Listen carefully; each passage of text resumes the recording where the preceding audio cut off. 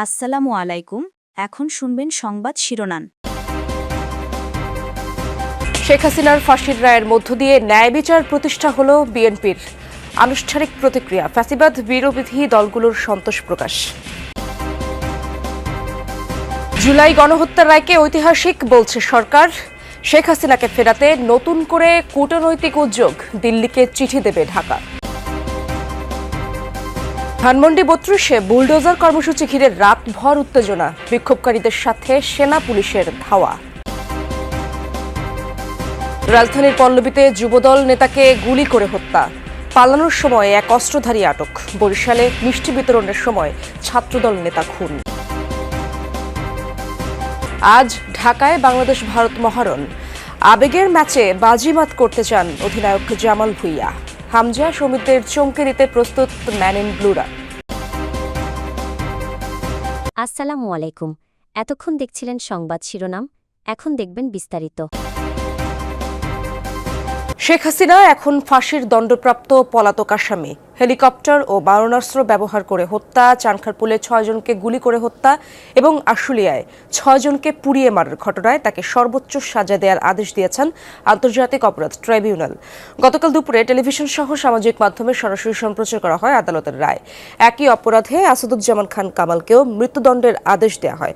অপর আসামি রাজসাক্ষী চৌধুরী আব্দুল্লাহ আল মামুনকে কারাদণ্ড দেওয়া হয়েছে ৫ বছরের। প্রতিক্রিয়ায় চিফ প্রসিকিউটর বলেছেন, রায়ের মাধ্যমে ইতিহাসের একটি অধ্যায়ের সমাপ্তি হয়েছে। ট্রাইব্যুনালের আদেশকে নতুন মাইল ফলক বলেছেন অ্যাটর্নি জেনারেল। ১৪০০র মতো ছাত্র জনতাকে হত্যা এবং ২৫,০০০-এর বেশি ছাত্র জনতাকে আহত করার দায়ে, মোর স্পেসিফিক্যালি আশুলিয়াতে ৬ জনকে হত্যা করে পুড়িয়ে দেয়া, চানখারপুলে ৬ জনকে হত্যা করার মাধ্যমে যে অপরাধ করেছেন সেটার দায়ে তাকে দোষী সাব্যস্ত করে মৃত্যুদণ্ড প্রদান করেছেন। এদেশের মানুষের প্রতি, গণতন্ত্রের প্রতি, সংবিধানের প্রতি, আইনের শাসনের প্রতি এবং আগামী প্রজন্মের প্রতি দায়বদ্ধতা পরিশোধের স্বার্থে এ রায় একটি যুগান্তকারী রায়। এই রায় প্রশান্তি আনবে। এ রায় ভবিষ্যতের জন্য একটি বার্তা। এ রায় বাংলাদেশে ন্যায় বিচার এবং আইনের শাসনের জন্য একটি মাইল ফলক হয়ে থাকবে। শেখ হাসিনার রায়ের মধ্য দিয়ে দীর্ঘ ১৬ বছরের গুম, খুন ও বিচার বহির্ভূত হত্যার শিকার এবং ২৪-এর গণঅভ্যুত্থানের রাষ্ট্রীয় সন্ত্রাসের শিকার সহস্রাধিক শহীদের আত্মার শান্তি পাবে বলে মন্তব্য করেছেন বিএনপি মহাসচিব মির্জা ফখরুল ইসলাম আলমগীর। বলেন, আহত, নিহত ও গুমের শিকার পরিবার পরিজনদের ক্ষোভ কিছুটা হলেও প্রশমিত হবে। সোমবার রাতে স্থায়ী কমিটির বৈঠক শেষে এসব কথা বলেন তিনি। সাবেক প্রধানমন্ত্রী শেখ হাসিনার রায়ের সার্বিক বিষয় পর্যালোচনা ও প্রতিক্রিয়া জানাতে গুলশানে বিএনপি চেয়ারপারসনের কার্যালয়ে স্থায়ী কমিটির বৈঠক হয়। বৈঠকে ভার্চুয়ালি যোগ দিয়ে সভাপতিত্ব করেন দলের ভারপ্রাপ্ত চেয়ারম্যান তারেক রহমান। শেষে বিএনপি মহাসচিব মির্জা ফখরুল ইসলাম আলমগীর জানান, ট্রাইব্যুনালে বিচার প্রক্রিয়ার মধ্য দিয়ে আন্তর্জাতিক মানদণ্ড বজায় রেখে শেখ হাসিনা ও তার দোসরদের বিরুদ্ধে রায় ঘোষণা হয়েছে। এর মধ্য দিয়ে ন্যায় বিচার প্রতিষ্ঠা হলো। আন্তর্জাতিক অপরাধ ট্রাইব্যুনালের দীর্ঘ বিচারিক প্রক্রিয়ার মধ্য দিয়ে আন্তর্জাতিক মানদণ্ড বজায় রেখে আজকে আওয়ামী ফ্যাসিস্ট শেখ হাসিনা তার ২ দোসরের বিরুদ্ধে রায় ঘোষিত হয়েছে। এই রায়ে ন্যায় বিচার প্রতিষ্ঠা হয়েছে। তিনি আরও বলেন, মৃত্যুদণ্ডপ্রাপ্ত আসামি শেখ হাসিনা ও আসাদুজ্জামান খান কামালের সর্বোচ্চ সাজা দেয়া হয়েছে, যা দৃষ্টান্ত হয়ে থাকবে। আইনের বিধান অনুযায়ী সর্বোচ্চ সাজা প্রদান করা হয়েছে ফ্যাসিস্ট শেখ হাসিনা তার দোসর সাবেক স্বরাষ্ট্রমন্ত্রী আসাদুজ্জামানের। এই রায়ের মধ্যে দিয়ে আহত, নিহত ও গুমের শিকার পরিবার পরিজনদের ক্ষোভ কিছুটা হলেও প্রশমিত হবে বলেও মনে করে বিএনপি। জনগণকে সদা সর্বদা সচেতন থাকার আহ্বান জানাচ্ছে। একই সাথে বিএনপি অন্যান্য মামলায় অভিযুক্তদের সুবিচারের দাবি জানাচ্ছে। মানবতা বিরোধী অপরাধে শেখ হাসিনা, আসাদুজ্জামান খান কামালের ফাঁসির আদেশে সন্তুষ্ট ফ্যাসিবাদ বিরোধী রাজনৈতিক দলগুলো। সোমবার বিকেলে জামায়াত নেতা গোলাম পরোয়ার বলেন, রায়ে প্রমাণ হয়েছে রাজনৈতিক নেতা কিংবা রাষ্ট্রপ্রধান কেউই বিচারের ঊর্ধ্বে নয়। এনসিপি নেতারা দ্রুত শেখ হাসিনাকে ফিরিয়ে এনে রায় কার্যকরের দাবি জানান। মাঠের রাজনীতি নিয়ে দ্বিধা বিভক্ত থাকলেও গণহত্যার দায়ে শেখ হাসিনার বিচারের প্রশ্নে সবাই ঐক্যবদ্ধ বলেও জানান রাজনৈতিক দলের নেতারা। আজকের রায়ের মধ্য দিয়ে অন্তত ক্ষতিগ্রস্ত পরিবারগুলো, তাদের পূর্ণ ক্ষতির পূরণ হয়তো কোনোদিন হবে না, কিন্তু কিছুটা স্বস্তি তাদের হৃদয়ে এসেছে। একটা সুবিচার তারা দেখতে পেল। দাবি জানাবো, জোর দাবি জানাবো যে এই রায় দ্রুত সময়ের মধ্যে কার্যকর করতে হবে এবং অবিলম্বে দিল্লি থেকে শেখ হাসিনাকে বাংলাদেশে ফেরত আনতে হবে। মানবতা বিরোধী অপরাধের দায়ে সাবেক প্রধানমন্ত্রী শেখ হাসিনা এবং সাবেক স্বরাষ্ট্রমন্ত্রী আসাদুজ্জামান খান কামালের মৃত্যুদণ্ড জবাবদিহিতার উজ্জ্বল দৃষ্টান্ত স্থাপন করেছে বিবৃতিতে জানিয়েছেন ডক্টর মোহাম্মদ ইউনূস। সোমবার রাতে দেয়া বিবৃতিতে তিনি আরও বলেন, এই রায়ের ফলে আন্তর্জাতিকভাবে বাংলাদেশের অবস্থান দৃঢ় হয়েছে। প্রমাণ হয়েছে কেউই আইনের ঊর্ধ্বে নয়। রায়ের ফলে জুলাই ও আগস্টের গণ আন্দোলনে ক্ষতিগ্রস্ত হাজারো মানুষ তাদের বিচার পেয়েছে। জনগণের আস্থার একটি ধাপ পূরণ হয়েছে বলেও মনে করেন তিনি।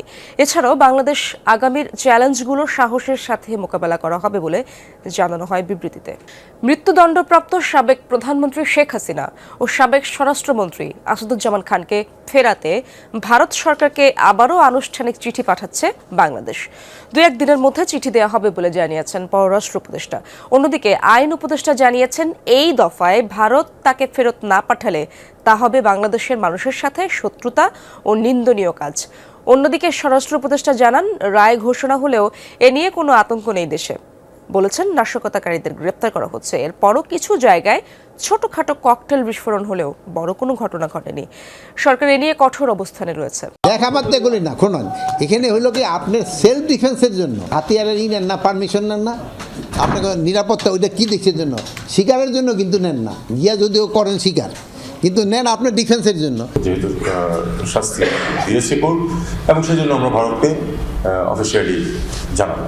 দুজনকে শাস্তি দেওয়া হয়েছে, আমি যখন তাদের ফেরত যাবো তাদের দুজনকে আমার ফেরত চাইতে হবে। শেখ হাসিনারকে দেশে প্রত্যার্পণের জন্য, এক্সট্রাডিশনের জন্য ভারতের কাছে আবার চিঠি লিখব। ভারত যদি এই গণহত্যাকারীকে আশ্রয় দেওয়া অব্যাহত রাখে তাহলে ভারতকে বুঝতে হবে এটা বাংলাদেশ এবং বাংলাদেশের মানুষের বিরুদ্ধে একটা শত্রুতা। মানবতা বিরোধী অপরাধে দোষী সাব্যস্ত বাংলাদেশের সাবেক প্রধানমন্ত্রী শেখ হাসিনাকে মৃত্যুদণ্ডের যে রায় দিয়েছে আন্তর্জাতিক অপরাধ ট্রাইব্যুনাল, সেটি লক্ষ্য রেখেছে ভারত। ভারতের পররাষ্ট্র মন্ত্রণালয় এক বিবৃতিতে জানায়, ঘনিষ্ঠ প্রতিবেশী হিসেবে বাংলাদেশি জনগণের শান্তি, গণতন্ত্র, অন্তর্ভুক্তি এবং স্থিতিশীলতার স্বার্থে ভারত প্রতিশ্রুতিবদ্ধ। বিবৃতিতে আরও বলা হয়, বাংলাদেশের স্থিতিশীলতা নিশ্চিত করার লক্ষ্য নিয়ে দেশটির সব অংশীজনের সঙ্গে গঠনমূলকভাবে কাজ করার ধারাবাহিকতা বজায় রাখবে ভারত। সাবেক প্রধানমন্ত্রী শেখ হাসিনার মানবতা বিরোধী অপরাধের মামলার রায়টি ভুক্তভোগী ও তাদের পরিবারের জন্য গুরুত্বপূর্ণ বলে মনে করে জাতিসংঘের মানবাধিকার বিষয়ক কমিশন। সংস্থাটির মানবাধিকার বিষয়ক হাই কমিশনার ভলকার তুর্ক বলেন, এই প্রচেষ্টায় সরকার ও বাংলাদেশের জনগণকে সহায়তা করতে প্রস্তুত তারা। এছাড়াও সত্য উদ্ঘাটন, পুনর্বাসন এবং ন্যায় বিচারের একটি সমন্বিত প্রক্রিয়ার মধ্য দিয়ে বাংলাদেশ এগিয়ে যাবে বলেও মনে করে জাতিসংঘ। হাই কমিশনার সবাইকে শান্ত থাকার আহ্বান জানিয়েছেন। এসব ঘটনার পরিপ্রেক্ষিতে সবাইকে সংযম প্রদর্শনের অনুরোধ করেন তিনি। নীতি অনুযায়ী সর্বোচ্চ সাজা হিসেবে জাতিসংঘ যে কোনো মৃত্যুদণ্ডের বিরোধিতা করে বলে জানান হাই কমিশনার। ধানমন্ডি 32 নম্বরে বঙ্গবন্ধুর বাড়ি ধুলোয় মিশিয়ে খেলার মাঠ বানাতে ছাত্র জনতার বুলডোজার কর্মসূচি নিয়ে দিনভর চলা উত্তেজনা গড়িয়েছে রাত পর্যন্ত। এক্সকাভেটর নিয়ে ভেতরে প্রবেশের চেষ্টা করলে লাঠি পেটা করেন আইনশৃঙ্খলা বাহিনী। ধাওয়া পাল্টা ধাওয়ার ঘটনা, পুলিশ সদস্য সহ আহত হন বেশ কয়েকজন বিক্ষোভকারীও। 24-এর গণ অভ্যুত্থানের পর ভেঙে ফেলা ধানমন্ডি 32-এর বাড়িটি ধুলোয় মিশিয়ে দেওয়ার ঘোষণায় সোমবার সকাল থেকেই তৎপর হয়ে ওঠে আইন শৃঙ্খলা বাহিনী। পাশাপাশি দুটি ভবন যেন কঙ্কাল হয়ে দাঁড়িয়ে আছে। সেখানেই খেলার মাঠ বানাতে বুলডোজার কর্মসূচি দেয় ঢাকা কলেজের শিক্ষার্থীরা। দুপুর 12টার দিকে দুটি এক্সকাভেটর নিয়ে 32 নম্বর সড়কের সামনে আসে ছাত্র জনতা। তাতে যোগ দেয় আশেপাশের বিভিন্ন প্রতিষ্ঠানের শিক্ষার্থীও। শেখ হাসিনা কোনো আস্তানায় দেখ এ বাংলাদেশে রাখতে দেব না, আমরা 32 ঘুরিয়ে দিব। তারা ককটেল বিস্ফোরণ ছাড়া দেশের ভিতরে বিভিন্ন বিশৃঙ্খলা সৃষ্টি করতেছে। আজকে তাদের এই আস্তানা একবার নিশ্চিহ্ন করে দেওয়ার জন্য আমরা এখানে আসছি। তাদের বাধা দেয় আইন শৃঙ্খলা রক্ষাকারী বাহিনী। পুলিশের এপিসি দিয়ে সড়কের প্রবেশ মুখ আটকে দেয়া হয় 3 স্তরের বেষ্টনী। ঘণ্টাখানেকের চেষ্টায় তা ভেঙে ভেতরে প্রবেশ করে বিক্ষুব্ধরা। এক পর্যায়ে একটি এক্সকাভেটর নেওয়া হয় সড়কের মুখে। এক্সকাভেটর আটকাতে পুলিশের সাথে যোগ দেয় সেনা সদস্যরাও। উত্তেজিত শিক্ষার্থীকে লাঠিপেটা করে সরিয়ে দেয় মূল সড়কে। ফের সংগঠিত হয়ে কর্মসূচি বাস্তবায়নে ভেতরে ঢোকার চেষ্টা করলে সাউন্ড গ্রেনেড নিক্ষেপ করে পুলিশ। টিয়ারশেল নিক্ষেপের পর শুরু হয় ধাওয়া পাল্টা ধাওয়া।